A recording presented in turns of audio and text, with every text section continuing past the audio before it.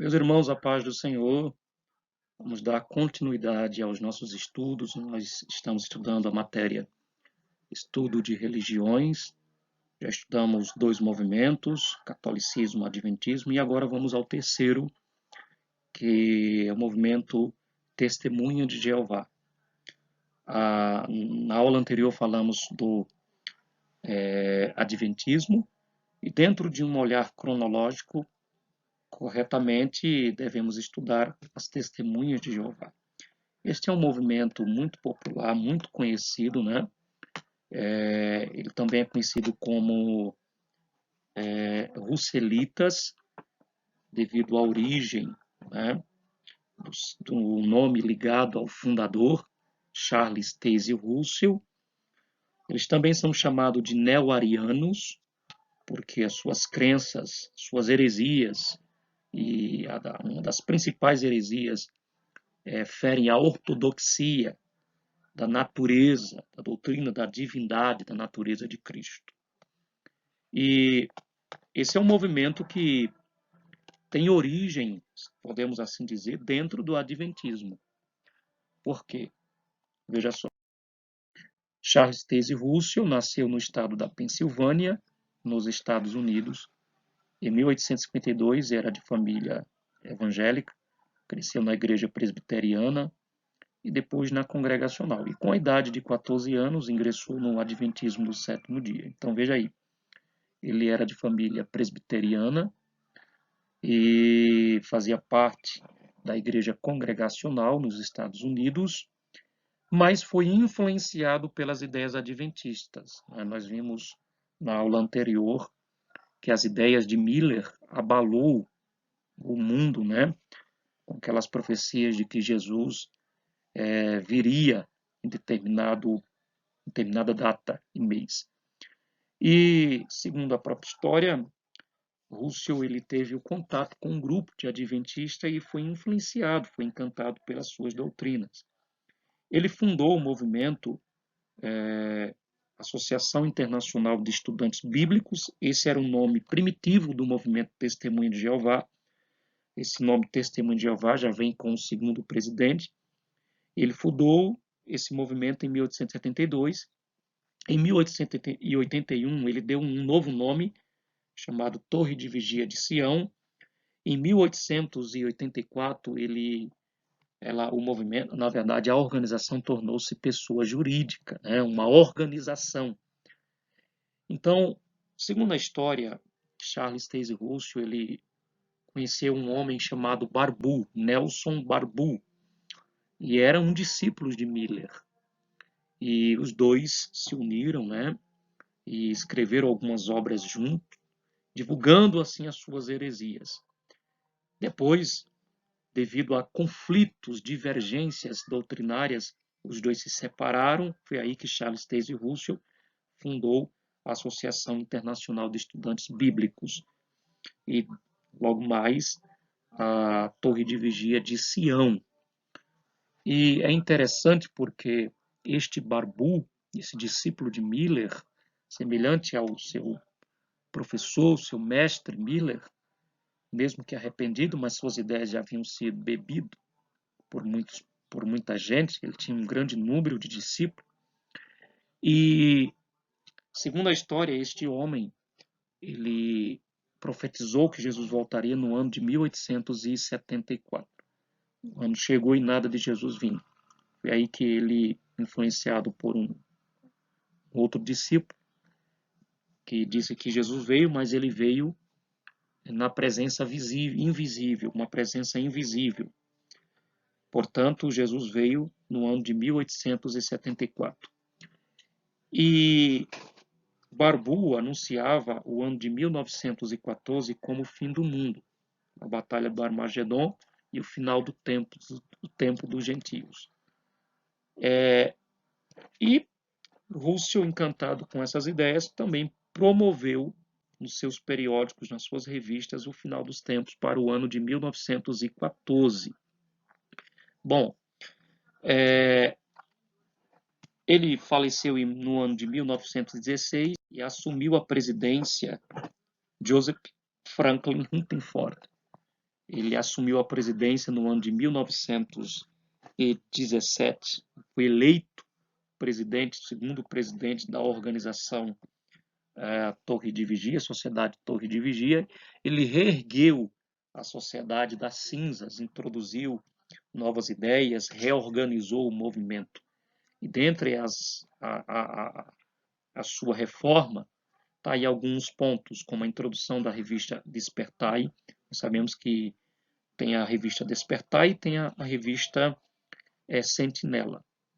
Reforçou o testemunho do porta a porta, mudou o nome de Torre de Vigia para Testemunha de Jeová no ano de 1931, sob a base, sob a luz de Isaías 43:10.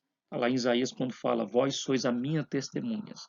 E ele arrola para si esse título, né, arrolou para si, adotou para si o título de testemunhas, dizendo que esta profecia refere-se à organização Torre de Vigia ou Testemunhas de Jeová.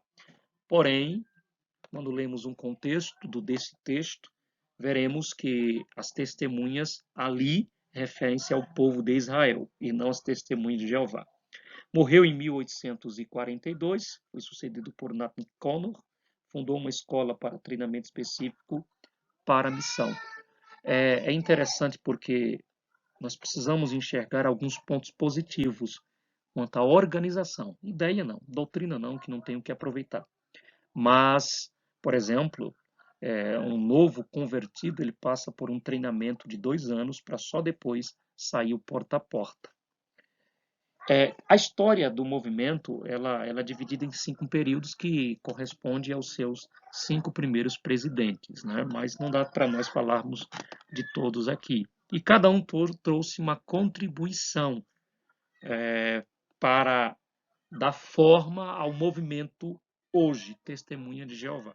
Bom, sempre na didática de apresentar uma síntese histórica e partir para as suas ideias, as heresias, vamos dar uma olhada aqui algumas questões bíblicas em relação à doutrina das testemunhas de Jeová. Por exemplo, Deus existe, né? É o Jeová, Yehová, mas não a Trindade. Bom, a testemunhas de Jeová, as testemunhas de Jeová são antitrinitárias, eles não acreditam na Santíssima Trindade. Eles não creem na Trindade. Eles afirmam que isto é uma crença pagã, vinda do paganismo romano. E eles ainda nos acusam de sermos idólatras, assim como os judeus, que também não acreditam na Trindade. Que nós adoramos 3 deuses, seria um triteísmo, né? 3 deuses. Porém, isso não é verdade, isto não tem fundamento. Eles gostam muito de usar o texto de Deuteronômio, capítulo 6, verso 4. Está escrito assim: Ouve, Israel, o Senhor nosso Deus é o único Deus. Então, eles gostam de usar esse texto para dizer que não são 3 deuses, que não há uma trindade, Pai, Filho e Espírito Santo. Não, há apenas um Deus, Jeová, ok? Isso é o que você vai encontrar principalmente na versão da Bíblia deles, que é a tradução do Novo Mundo, né? Que segundo eles é a tradução mais confiável, disponível na língua portuguesa. Então, eles usam esse texto para provar, para embasar a ideia de que não há trindade. Porém, esse texto ele não fala de trindade. Esse texto ele precisa ser entendido dentro do seu contexto, né? Porque para quem foi escrito e quando foi escrito.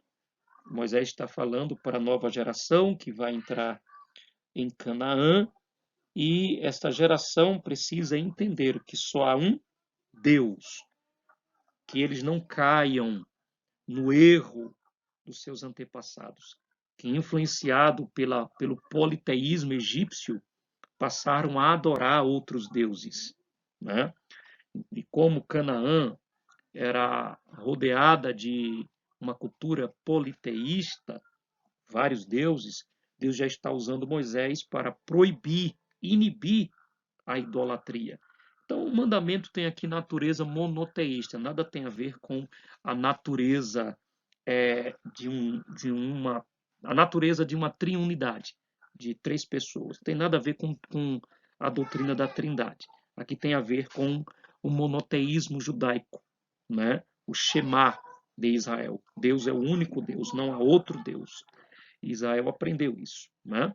Então, eles gostam de usar esse texto, mas esse texto não é hermeneuticamente adequado para se refutar a doutrina da Trindade. Mas eles não acreditam na Trindade. Eles dizem que isso é coisa de paganismo, ok? Uma outra crença é que eles afirmam que Jesus não é o Filho de Deus. Eles dizem que é o Filho de Deus, mas eles atribuem essa filiação, essa identidade, a Miguel, o arcanjo. Eles afirmam que o arcanjo Miguel é o próprio Cristo.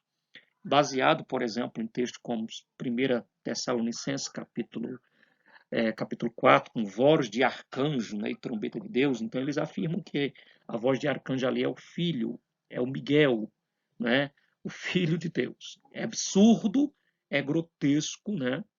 Mas eles negam, gente, eles negam a divindade de Jesus. Por isso que eles são chamados de neo-arianos, né? Neo-arianos, Ario foi um bispo de Alexandria que promoveu uma das piores heresias acerca da natureza de Jesus, afirmando que Jesus não era Deus, mas sim uma criatura feita por Deus na eternidade. Houve um momento que ele não era, ele se tornou, mas eles afirmam que Jesus não é Deus, só há um único Deus que é Jeová, e ponto, ok? Quanto ao Espírito Santo, eles afirmam que o Espírito Santo não é uma pessoa. Nós vimos, eu não sei se nós já trabalhamos com vocês, mas na turma passada, há uma disciplina, assim com vocês, pneumatologia, doutrina do Espírito Santo. E nós deixamos claro categoricamente que o Espírito Santo é uma pessoa. E como se prova que ele é uma pessoa? Mediante as referências que faz menção à sua personalidade. O Espírito Santo sente, o Espírito Santo chora, tem sentimento, tem vontade. Então, o Espírito Santo é uma pessoa. O Espírito Santo ensina, o Espírito Santo revela uma força ativa. Porém, se você, por exemplo, pegar o texto na versão deles, você não vai encontrar Espírito Santo, você vai encontrar força ativa, né? A expressão, o termo Espírito Santo no hebraico é Ruach Kadosh. Então, eles dizem que Ruach é um vento, é uma energia de Deus, né? É uma força ativa de Deus, não é uma pessoa. Eles afirmam isso. E como desfazer isso? Como refutar isso? Mostrando para eles os atributos pessoais do Espírito Santo. O Espírito Santo, ele pensa, o Espírito Santo, ele age, tem inteligência, tem racionalidade, tem sentimento. O Espírito Santo é uma pessoa. Não há um inferno, ou seja, eles acreditam na aniquilação da alma. No juízo final, as almas serão extintas, serão aniquiladas. Não há uma condenação eterna. Não existe um castigo eterno. Eles chegam a dizer que Deus é um Deus muito bom para jogar as suas criaturas num fogo eterno e vê-las sofrer é demais para ele. Então, eles não acreditam no juízo de um inferno eterno. Eles afirmam, né, que ao morrer as pessoas evaporam, a alma evapora e o corpo fica no pó. Então não há uma alma ativa, inteligente. É o chamado sono da alma. Após a morte, eles afirmam que para quem são testemunhas, haverá uma vida assim. Uma elite de 144 mil será recebida no céu. Menos de 9 mil delas ainda vivem na terra. Os demais morarão em uma nova e melhorada terra, chamada paraíso, que Jeová vai estabelecer no milênio. Até essa época, os espíritos destes fiéis permanecerão em um estado de inconsciência, até que ressuscitem no milênio. Se não há um inferno, também não há atividade inconsciente, consciente, aliás, como também não há paraíso. Então, essa é a crença, né? O destino, 144 mil, uma elite privilegiada vai morar no céu.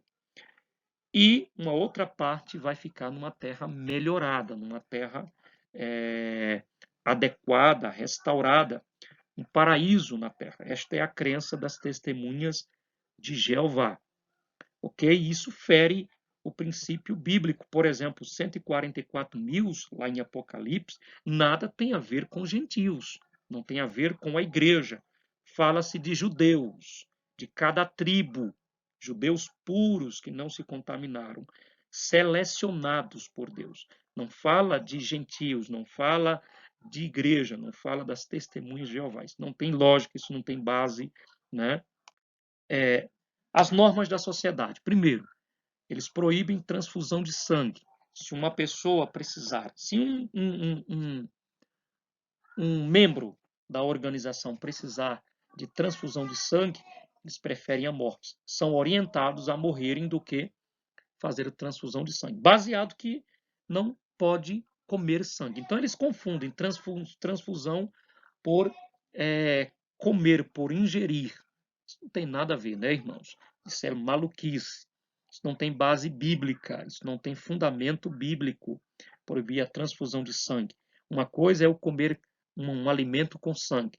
Outra coisa é um procedimento clínico médico, né, para a evolução de um quadro clínico, por exemplo, debilitante, que precisa de uma quantidade de sangue para poder reabilitar-se. Não tem nada a ver. Isso é babaquice, é maluquice, não tem base bíblica. Não há um texto que diga que um crente não pode fazer transfusão de sangue. Proibido celebrar ou participar de aniversários. Eles dizem que essas datas de aniversário são pagãs. Portanto, das testemunhas de Jeová não participam de aniversário, nem celebram. Proibido celebrar o Natal, né? O Natal, segundo eles, tem origem pagã, como de fato nós sabemos que tem origem constantina, mas eles não celebram o Natal, assim como os adventistas também. Proibido de participar de qualquer atividade festiva, proibido de exercer cidadania, eles não votam, proibido servir ao exército. Então aí algumas das proibições das normas da sociedade. Para encerrarmos, dê uma lida no módulo, dê uma estudada no módulo para vocês reforçarem o conhecimento, tem mais informações lá. Vai ser assim até a gente voltar às aulas, se Deus assim nos permitir. Continue orando, continue buscando. Este momento é um momento de quarentena, mas vamos fazer da quarentena também uma oportunidade de estudar a palavra, uma oportunidade de reunir a família mais perto de Deus, né? De fazer os nossos cultos domésticos, que algumas casas, alguns lares já não fazem mais, uma oportunidade de aproximarmos de Deus. Esse é o momento de todos nós nos unirmos em oração. Continue estudando, adorando, bendizendo, e estude o módulo, oportunidades para estudar o módulo também. Deus abençoe e até o nosso próximo vídeo.